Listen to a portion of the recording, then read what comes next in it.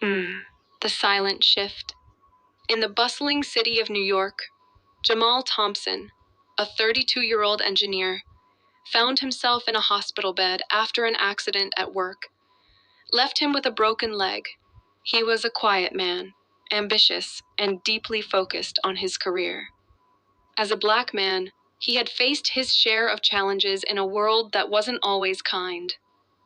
But he never let it define him, choosing instead to keep his head down and pursue excellence.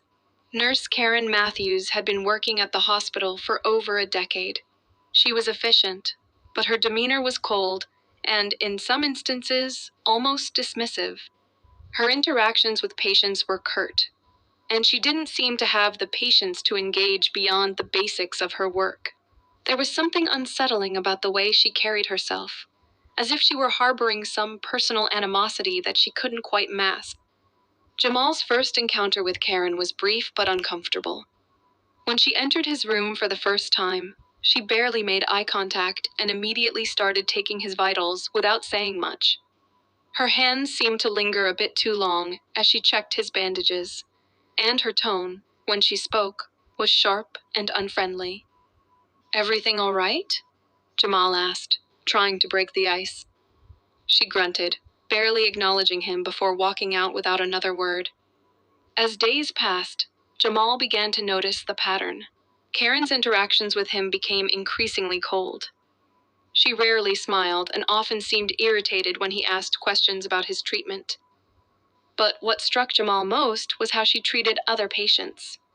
He saw her be warmer, more caring, and even empathetic toward others, especially the white patients.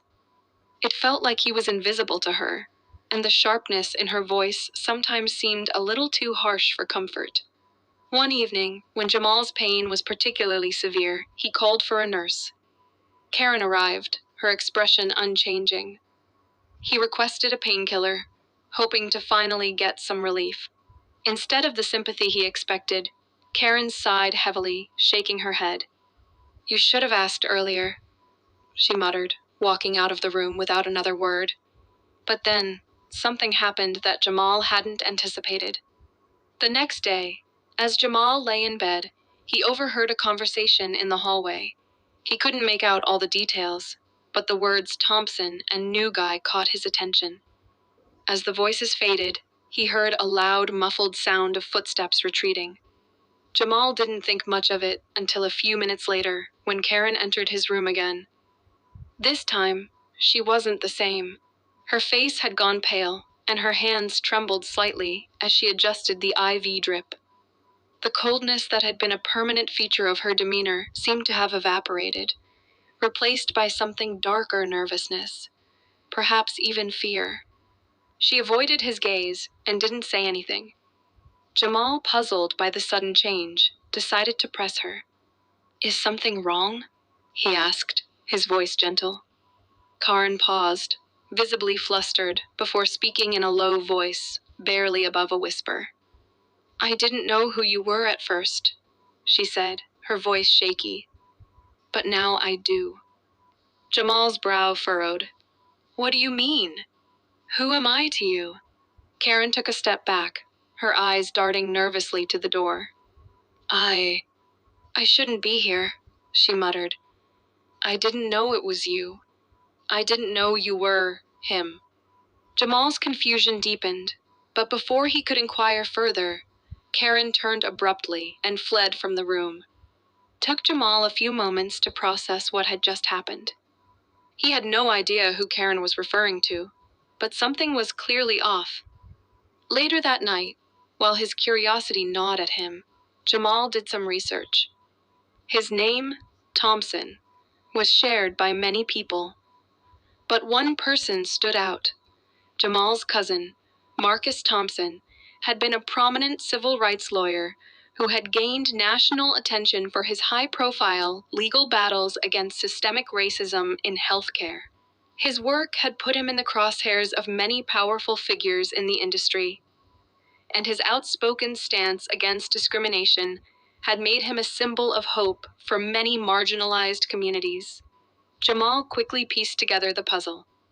Karen's sudden change in behavior, her nervousness, and her fear she had recognized who he was. She had heard about Marcus's cases, and it seemed that Jamal's family name, weight of that history seemed to come crashing down on her. The next day, Karen did not return to Jamal's room. A new nurse was assigned to his care, a woman who was warm, kind, and attentive. Jamal never saw Karen again, but he knew that something had shifted.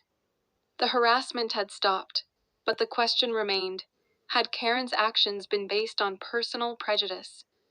Or was there something more insidious at play?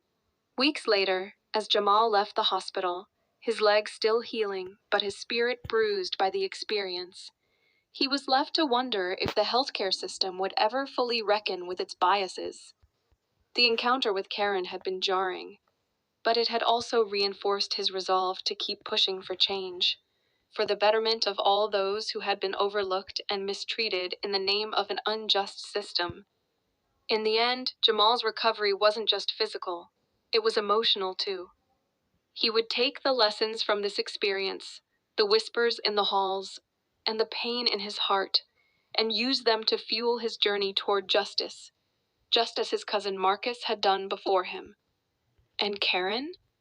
He could only hope she learned something too, something that would make her look inward and question what it really meant to care for others.